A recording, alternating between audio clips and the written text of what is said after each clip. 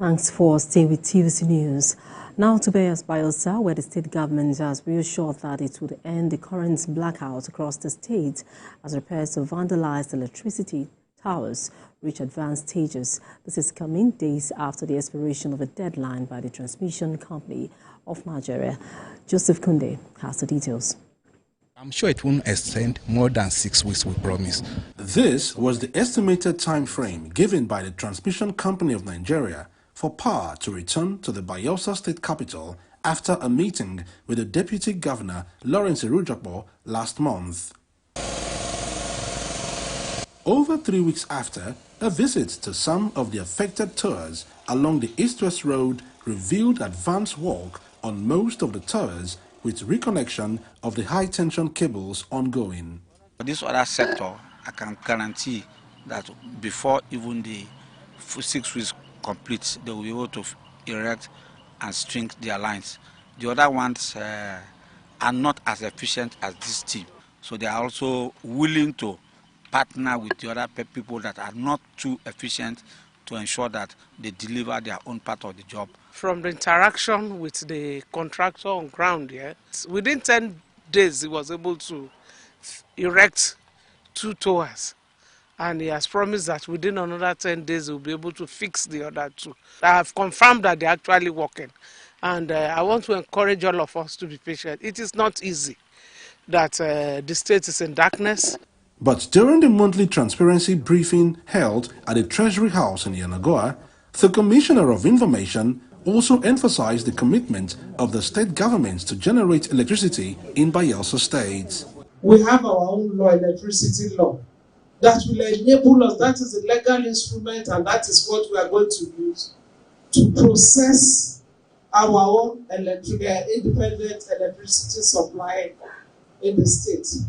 So already the Commissioner for Power has started the engagement with companies, private investors, and the government is also discussing with Shell and other IOCs that will give us the gas. So the process is on, but it is a longer process. It's not something you can just get at a jiffy, but we are on it.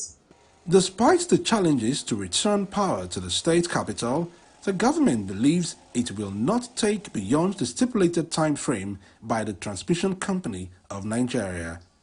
Joseph Kunde, TVC News, Yenagoa.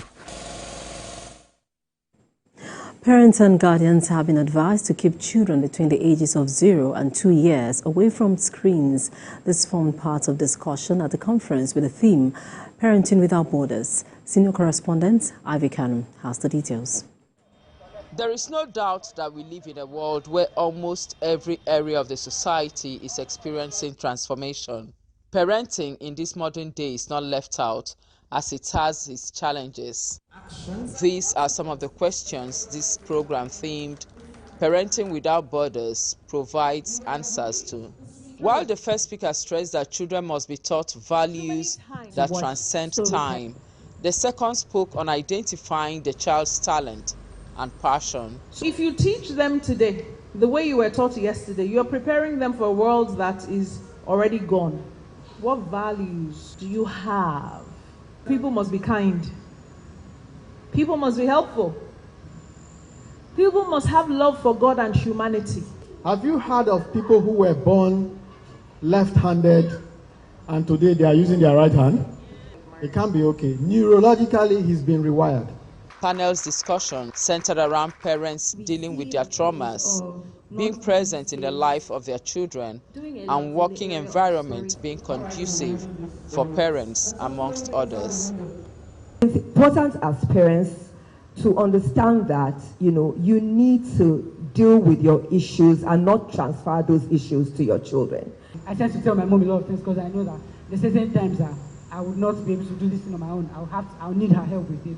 As organizations, we should start adopting best practice whereby offices can have child-friendly spaces, nurseries, play areas that where women can bring, or even men can bring their children. If you know that you want to go to the market, take the boy child along to go to the market. If you are the type, a man who knows how to cook in the kitchen, bring your boy to the kitchen. If we want to raise children that will become global giants, we need to have a system, because there's a manual for parenting, and that manual thrives on system and structures. Everyone is from a family, and once you get the family right, the society is right. The program also identified that new age parenting emphasizes open two-way communications between parents and children. And although this was a parenting program, we noticed that very few men turned up for the program today. Ivy Kano, TVC News, Lagos. The Olu of Warri Kingdom, Ogiame Atuwatse III, has admonished students to take their education seriously, emphasizing that education is not a scam but the right way to secure one's future. The monarch spoke at the inaugural edition of a one-day seminar targeting secondary school students in Warri, Delta State. Ikenna Meche has the details. According to statistics from the UNICEF, more than 4.9 million children of secondary school age are out of school in Nigeria. In Delta State, the figure may not be high, but is still a concern. And the rising number of young people embracing internet fraud, Yahoo, drug addiction, and other social vices are further eroding values, hard work, and morals. So this seminar, which is targeting these young people, is quite apt to encourage students on values and morals. We want Warri to go back to where we grew up in love, in unity, in peace, and of course excel in our career, because those hard drugs impede the performance of your brain, it impedes the growth as you develop. Parents, leaders, stakeholders, we must continue or conscientiously encourage promotion of good morals and values in them. The future of the Warri child is now. They have to be bold. They have to shun peer pressure, other evil vices. The standard of teaching and curriculum are areas that attention should be given for well-nurtured children. Because every child wants to be what their teacher says they should be. So every teacher should know that and then take that responsibility to be able to know that impacting these children is not just for the children alone, but for the future of our nation. It goes beyond the four walls of the classroom for them to be the future. It entails them having these technical vocational skills. For these students, they are better encouraged to pursue their dreams and aspirations. I'm taking home the benefits of this lecture for making me know that education is not a scam, for making me know that I have a better future. Well, I've learned that we should not mingle with bad friends and we should always read. No doubt, investing in education guarantees these young ones opportunity not just to become successful, but responsible adults. Ikenna Meche, TVC News, Warri.